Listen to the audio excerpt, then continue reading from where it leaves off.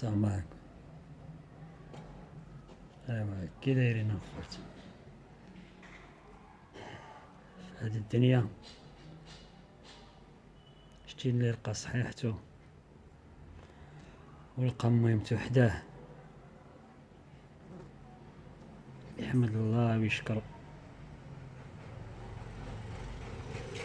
ملي تيقولك الدنيا بلا ما تسوى حتى حاجه. كاين شي قنوات تيخرجوا يسبوا في والديهم، يضربوا في والديهم، مطلعين الادسنس على دار والديهم. ما عرفتش انا ولا ما بعد الساعات الا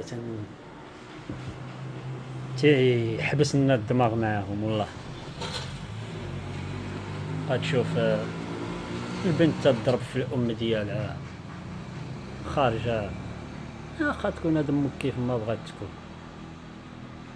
الله سبحانه وتعالى وصانا بالوالدين، بالاخص الام.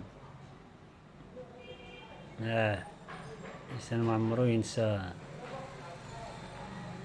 شتي جميع الديون في هاد الدنيا تقدر تردها الا الدين ديال الوالدين اللي رباو الانسان ووصلوه لواحد المرحله من العمر ديالو،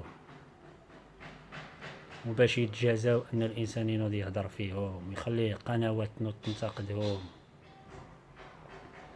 ولكن الصراحه الله هاد اللي تيضربوا في والديهم، القنوات الكبار واللي تيبداو يهضروا على هاد المواضيع هما اللي تيدعموهم. راه خص الحبيس، ما كاين لا انتقاد لا والو.